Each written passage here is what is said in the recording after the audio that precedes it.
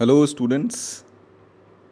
तो अभी तक डेफिनेट इंटीग्रेशन में हमने डेफिनेशन ऑफ डेफिनेट इंटीग्रेशन, फिर उसकी प्रॉपर्टीज़ और फिर आगे हमने न्यूटन लेबनिज़ थ्योरम कंप्लीट कर लिया है।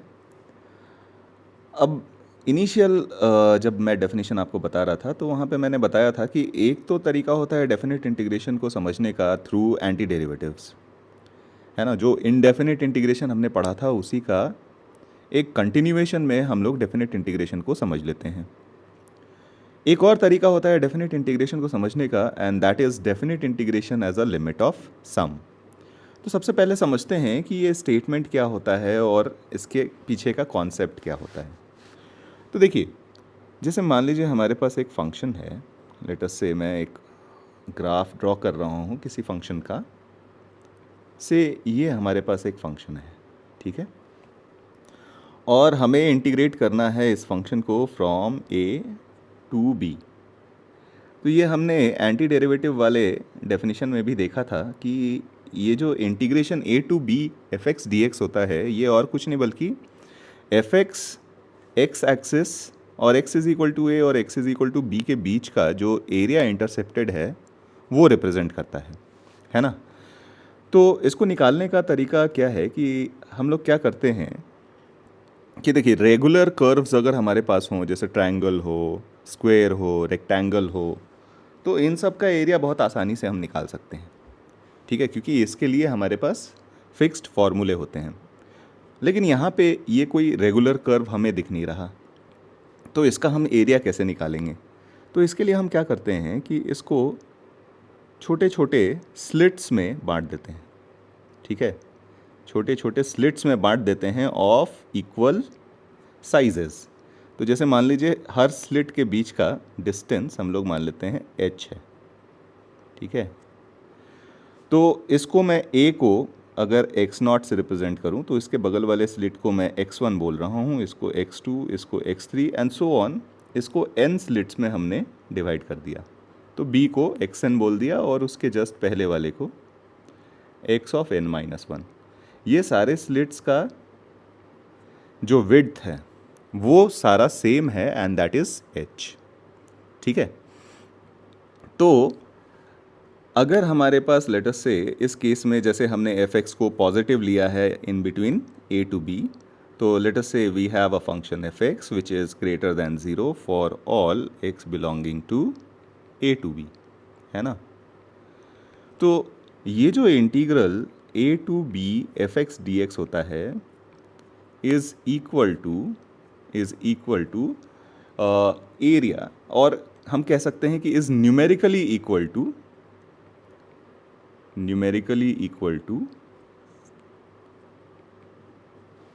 ठीक है, न्यूमेरिकली इक्वल टू एरिया, ठीक है, bounded between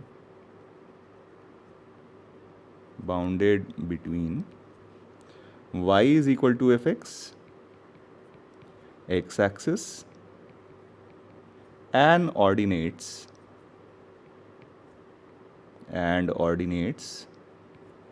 x is equal to a and x is equal to b। ये हमने पहले भी देखा हुआ है। अब बात आती है कि एरिया कैसे निकालें, तो हमने क्या किया, इसको स्मॉल स्लिट्स में डिवाइड कर दिया। अब यहाँ से एरिया निकालने का दो तरीका हो सकता है। मैं चाहता हूँ कि हर स्लिट का एरिया निकाल लूँ और फिर इन सबको ऐड कर दूँ। तो एरिया निकालने के लिए एक तो हम ऐसा कर सकते हैं कि ये इस तरीके से रेक्टेंगल्स हम बनाते जाएं और ये सारे रेक्टेंगल्स जो बने हमारे उसके एरियाज़ का हम सम ले लें। तो ये जो वैल्यू देखोगे आप, ये क्या होगा कि जो आपका रिक्वायर्ड एरिया है उससे थोड़ा कम होगा, ठीक है।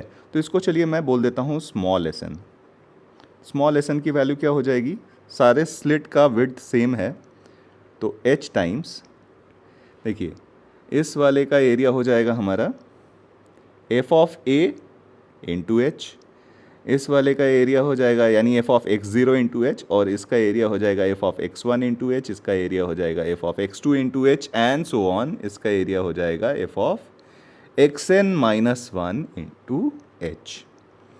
तो यहाँ से अगर हम एरिया निकालें तो ये हो गया f of x naught plus f of x one plus so on f of x of n minus one. ठीक है, वहीं एक दूसरा एरिया हम लेते हैं जहाँ पे हम ऊपर वाली वैल्यूज़ लेते हैं, यानी ये वाला एरिया, ये वाला एरिया, ये वाला एरिया और ये वाला एरिया।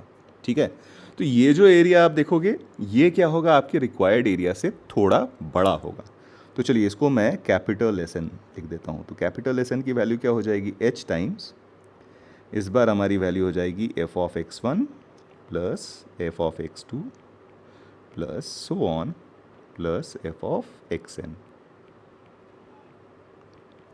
ठीक है, जहाँ पे आपके पास h is nothing but b minus a by n, है ना। x नॉट आपका a हो जा रहा है, x1 is a plus H, x2 is a plus two H and so on. ठीक है, अब आइडिया ये है कि अगर हम n की वैल्यूज़ बढ़ाते जाएं, यानी n को बढ़ाते बढ़ाते बढ़ाते बढ़ाते हम इन्फिनिटी तक ले जाएं, तो ये स्लिट का जो विड्थ होगा ये कम होता होता होता ऑलमोस्ट हमारे एरिया के जो रिक्वायर्ड एरिया है उसके बराबर हो जाएगा। यानी यहाँ जो हमारा integral A to B F x D x होगा, ये वैल्यू हो जाएगी, सिंस हम जानते हैं कि integral A to B F x D x for the timing, अगर हम n को इन्फिनिटी नहीं लेते हैं तो ये हमारे स्मॉल एस एन और कैपिटल एस एन के बीच में होगा। लेकिन अगर हम limit n tending to infinity कर दें, यानी n अप्रोचिंग टू इन्फिनिटी, तो स्मॉल एस एन की वैल्यू ऑलमोस्ट हमारे कैपिटल एस एन की वैल्यू के बराबर हो जाएगी, है ना। और सैंडविच थ्योरम को ध्यान में रखते हुए हम ये कह सकते हैं कि ये जो वैल्यू हो जाएगी ये हमारे किसके बराबर हो जाएगी, a to B F x D x की। ठीक है, तो बेसिकली हमने ये कहा कि जो हमारा एरिया आया, ठीक है, जो हमारा area integral A to B F x D x आया, ये वैल्यू हमारी हो जाएगी limit n approaching to infinity h f of x naught plus f of x one plus so on plus f of x of n minus one. ठीक है, थोड़ा और इसको एक्सपैंड करें तो h को हम b minus a by n लिख सकते हैं। तो ये हमारे पास हो जाएगा b minus a limit n approaching to infinity 1 by n, f of x naught हमारा एफ ऑफ ए हो गया, एफ ऑफ एक्स वन हमारा a प्लस एच की वैल्यू हमारी b minus a by n है, and then plus f of x2 हमारा a plus two H हो जाएगा, यानी a plus twice of b minus a by n and plus one. ठीक है, तो ये इस तरीके से निकालते हैं हम डेफिनेट इंटीग्रेशन की वैल्यू थ्रू लिमिट ऑफ सम से। ठीक है, एक एग्जाम्पल करते हैं कि एक्चुअली एग्जाम्पल में इसको किस तरीके से यूज़ करेंगे। तो जैसे मान लीजिए एक एग्जाम्पल है हमारे पास, हमें निकालना है integral 0 to 2 x square plus 1 d x using limit of sum, यानी इसको हमें इंडेफिनिट इंटीग्रेशन वाले मेथड से नहीं निकालना है, लिमिट ऑफ सम के थ्रू निकालना है। ठीक है, तो सबसे पहले सॉल्यूशन करने के लिए हमें क्या करना पड़ेगा, ये जो ऊपर फॉर्म हमने लिखा है उस फॉर्म में इसको एक्सप्रेस करना पड़ेगा। तो यहाँ पे हमारे पास a की वैल्यू कितनी हो गई 0, b की वैल्यू कितनी हो गई 2, ठीक है, एफ एक्स हमारा हो गया एक्स स्क्वेयर प्लस 1, ठीक है, और h हमारा हो जाएगा b that is 2 minus a upon n, यानी 2 बाई n आ गया। ठीक है, तो इसको अगर हम लिमिट ऑफ सम के फॉर्म में लिखें तो ये हो जाएगा लिमिट, इनफैक्ट b माइनस ए पहले आता है तो b माइनस ए को हम सामने मल्टीप्लाई कर लेते हैं, तो b माइनस ए तो हमारा 2 ही हो गया, और limit n approaching to infinity, फिर 1 by n f of a यानी एफ ऑफ ज़ीरो हमारे पास क्या बन जाएगा 1, plus f of a plus b minus a by n, तो b minus a by n is 2 by n, तो ये हमारे पास बन गया 1 plus 2 by n whole squared plus फिर वह ये बन जाएगा 1 प्लस 2 इंटू 2 बाई एन का होल स्क्वेयर्ड, है ना, तो 2 इंटू 2 बाई एन इसका whole squared n plus so on. ठीक है, ऐसे कितने और टर्म आएंगे, तो टोटल मिला के एन टर्म्स होंगे। ठीक है, तो ये बन गया twice limit n approaching to infinity 1 by n. ठीक है, और ये देखिए 1 1 1 ऐसा कितनी बार ऐड होगा, n टाइम्स ऐड होगा, तो ये n आ गया प्लस यहाँ पे देखिए 2 बाई एन स्क्वेयर हम कॉमन ले सकते हैं, तो 2 by n square in fact 4 by n square total आ जाएगा, क्योंकि स्क्वेयर से 2 बाहर निकालिएगा तो 4 बन जाएगा, तो 4 बाई एन स्क्वेयर हम कॉमन ले लेते हैं और अंदर में हमारे पास बच गया 1 square plus 2 square plus so on, कहाँ तक, n माइनस 1 होल स्क्वेयर तक। ठीक है, अब इसको सिंप्लीफाई करना है हमें, तो पहले थोड़ा सिंप्लीफाई कर लेते हैं, तो ये n तो रह गया और यहाँ पे हमारे पास बच गया 4 बाई एन स्क्वेयर और 1 square plus 2 square up to n minus 1 whole square, इसका सम हो जाएगा आपके पास n minus 1 into n into 2n minus 1 divided by 6। ठीक है, तो अगर हम n को अंदर ले जाएं तो ये एक्सप्रेशन हमारे पास कुछ ऐसा बन जाएगा, twice limit n approaching to infinity. ठीक है, ये बन गया 1 प्लस 4 बाई 6 को कॉमन निकाल लेते हैं, ये बन जाएगा n into n minus 1 into 2n minus 1 by n cube. ठीक है, और इसकी अगर हम लिमिटिंग वैल्यू निकालें n अप्रोचिंग टू इन्फिनिटी पे, तो ये 2 आ जाएगी, तो हमारे पास फाइनल आंसर जो बन जाएगा ये बन जाएगा 2 इंटू 1 प्लस 8 बाई 6। ठीक है, जिसको हम सिंप्लीफाई करें तो ये हमारा आंसर बन जाएगा 14 बाई 3। ठीक है, तो इस तरीके से हम यूज़ करते हैं definite integration as a limit of sum. ठीक है, तो देखिए इसका एप्लीकेशन ये तरीका हमें मोस्टली अगर हमसे बोला गया कि इस इंटीग्रल को आप एज अ लिमिट ऑफ सम ही निकालो तो ही हम ये तरीका यूज़ करेंगे, वरना हमारे पास एंटी डेरिवेटिव वाला तरीका पता है और हम मेजॉरिटी टाइम्स क्या 100% टाइम्स वही वाला तरीका यूज़ करेंगे। ठीक है, लेकिन इसका एप्लीकेशन एक बहुत इम्पॉर्टेंट आता है हमारे पास जब हमें सीरीज़ का सम निकालना हो, सम ऑफ सीरीज़ निकालना हो, तो ये हमारा definite integration as a limit of sum हमें काफ़ी हेल्प करता है सम ऑफ सीरीज़ निकालने में, सम ऑफ सीरीज़। तो पहले देखते हैं कि ये यूज़ कैसे करते हैं सम ऑफ सीरीज़ निकालने में डेफिनेट इंटीग्रेशन का।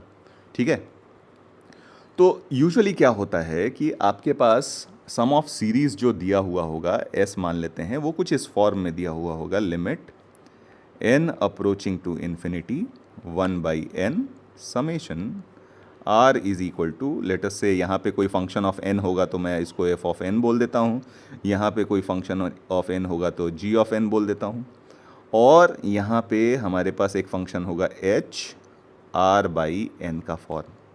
ठीक है, तो करना क्या होता है यहाँ पे सबसे पहले समझेंगे।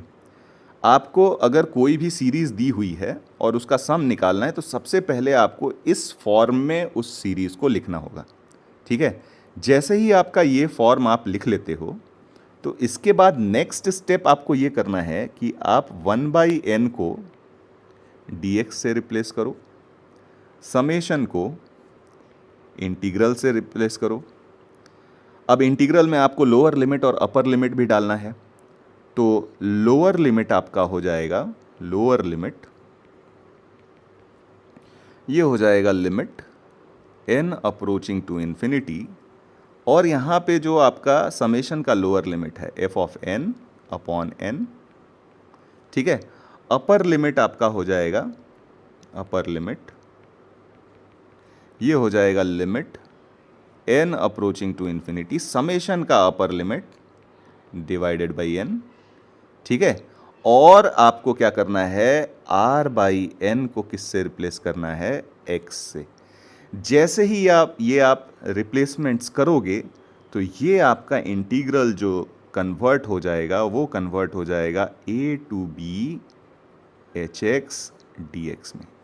और जैसे ही आपका ये इंटीग्रल कन्वर्ट हो गया, फिर आप एंटी डेरिवेटिव वाले मेथड से उसका इंटीग्रेशन निकाल लो। ठीक है, एग्जाम्पल से समझते हैं। तो चलिए एक एग्जाम्पल करते हैं। एग्जाम्पल है हमारे पास, मान लीजिए हमें एक समेशन ऑफ सीरीज़ निकालना है और वो सीरीज़ का जो रिप्रेजेंटेशन है वो कुछ इस तरीके से है। जैसे मान लीजिए limit n approaching to infinity root of 1 plus root of 2 plus root of 3 plus so on root of n divided by n root n। आपको इस सीरीज का सम निकालना है। तो जैसा कि मैंने कहा कि सबसे पहले आपको इसको समेशन वाले फॉर्म में रिप्रेजेंट करना होगा। तो इसको हम कैसे लिख सकते हैं, limit n approaching to infinity 1 by n summation r की वैल्यू कहाँ से शुरू हो रही है, 1 से लेकर n तक जा रही है। और यहाँ पे देखिए ये आपका लिखा हुआ है square root of r upon n। ठीक है, अब इसको हम इंटीग्रेशन के साइन में कन्वर्ट करते हैं। तो समेशन साइन के बदले में हमने इंटीग्रल साइन डाल दिया। लोअर लिमिट क्या हो जाएगा, limit n approaching to infinity 1 upon n, क्योंकि समेशन का लोअर लिमिट 1 था तो 1 upon n, limit n approaching to infinity करोगे तो ये 0 हो जाएगा। अपर लिमिट समेशन का अपर लिमिट n था तो अपर लिमिट हमारे पास n upon n, limit n approaching to infinity 1 हो जाएगा। ठीक है, फिर हमें क्या करना है, r बाई एन के बदले में x लिखना है तो ये बन जाएगा रूट x, और 1 बाई एन के बदले में dx लिखना है तो ये हो गया dx। यानी ये समेशन आपका कन्वर्ट हो गया integral 0 to 1 root x dx में। और रूट x का इंटीग्रेशन हमें बहुत अच्छी तरीके से पता होता है, ये हो जाता है x to the power 3/2 upon 3/2। तो यहाँ पे मैं 2/3 लिख लेता हूँ। और अब लोअर लिमिट आपको 0 और अपर लिमिट 1 डालना है, तो फाइनल आंसर आपका जो बन गया 2/3। देखिए कितने आसानी से बन गया। ठीक है, फिर एक और एग्जाम्पल लेते हैं।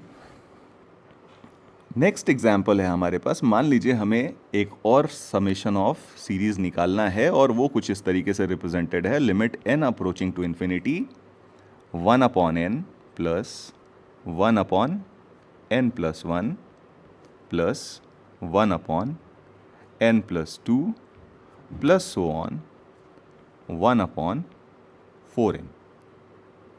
ठीक है, ये वैल्यू हमें निकालनी है। तो जैसा कि मैंने कहा कि सबसे पहले इसको फॉर्म में कन्वर्ट करना पड़ेगा, तो इसको हम लिख सकते हैं limit n approaching to infinity. ठीक है, और ये लिख सकते हैं हम समेशन 1 अपॉन, देखिए ये लिखा हुआ है n प्लस r। ठीक है, r की वैल्यू कहाँ से कहाँ तक जा रही है, 0 से लेकर आप देखिए 3n तक जा रही है। अभी पूरी तरीके से ये कन्वर्ट नहीं हुआ, तो इसको मैं लिखता हूँ ऐसे, limit n approaching to infinity. देखिए इसमें से मैं क्या करता हूँ, 1/n कॉमन कर लेता हूँ, डिनोमिनेटर से n कॉमन ले लेता हूँ तो 1/n बाहर आ जाएगा। और ये बन गया summation r is equal to 0 to 3n। ठीक है, 1 upon 1 plus r by n। अब ये हमारे फॉर्म में आ गया। अब इसको इंटीग्रल फॉर्म में डालते हैं, तो देखिए समेशन साइन के बदले में इंटीग्रल साइन, लोअर लिमिट हमारा 0 हो जाएगा, upper limit 3n/n, limit n approaching to infinity तो 3 हो गया, और ये बन जाएगा 1 अपॉन 1 प्लस x और 1/n के बदले में dx। इसका इंटीग्रल हो जाता है हमारे पास ln 1 प्लस x, और लिमिट आपको डालनी है 0 से लेकर 3 तक। ठीक है, तो जब आपने 3 डाला लिमिट तो ये ln 4 बन गया, और 0 डाला तो ln 1 दैट इज 0, तो ये ln 4 आपका क्या हो जाएगा, आंसर हो जाएगा। ठीक है, एक और एग्जाम्पल से समझते हैं इसको। नेक्स्ट एग्जाम्पल है आपके पास limit n approaching to infinity, और सवाल है अब आपके पास n square upon n square plus 1 square to the power 3/2 plus n square upon n square plus 2 square to the power 3/2 and plus so on. ये जा रहा है आपका n square upon n square plus n minus 1 whole square to the power 3/2 तक। ठीक है, चलिए अब इसको हम फॉर्म में कन्वर्ट करते हैं अपने, तो इसको हम लिख सकते हैं समेशन। अब देखिए यहाँ पे फॉर्म जो दिख रहा है आपका, ये दिख रहा है n square upon n square plus r square to the power 3/2, और r की वैल्यू कहाँ से कहाँ तक जा रही है? r की वैल्यू जा रही है 1 से लेकर n माइनस 1 तक, और लिमिट आपको चाहिए n approaching to infinity. Exact form अभी नहीं दिख रहा है, तो हम इसको उस फॉर्म में लाने की कोशिश करेंगे। तो ये बन गया limit n approaching to infinity. ठीक है, यहाँ डिनोमिनेटर से मैं n स्क्वेयर बाहर निकालूंगा तो n क्यूब बाहर आएगा, है ना, यहाँ n क्यूब बाहर आएगा, और ये n स्क्वेयर से n क्यूब कैंसिल आउट होके 1/n हमारे पास बच जाएगा, तो ये 1/n मैं यहाँ लिख देता हूँ। फिर यहाँ पे हो गया summation r is equal to 1 to n minus 1 upon 1 plus r/n whole square to the power 3/2। अब इसको हम कन्वर्ट कर सकते हैं। देखिए लोअर लिमिट हमारा 1 upon n approaching to infinity 0, upper limit हमारा n minus 1 upon n approaching to infinity 1 हो गया। फंक्शन हमारा बन गया 1 upon 1 plus x square to the power 3/2 और dx। ठीक है, अब ये वैल्यू हमें निकालनी है। तो देखिए डायरेक्टली इसको इंटीग्रेट करना मुश्किल है हमारे लिए, तो हम यहाँ पे सब्सटीट्यूशन यूज़ करते हैं। तो हमने क्या किया, यहाँ पे x को x is equal to tan theta substitute कर लिया, तो dx हमारा हो गया sec square theta d theta.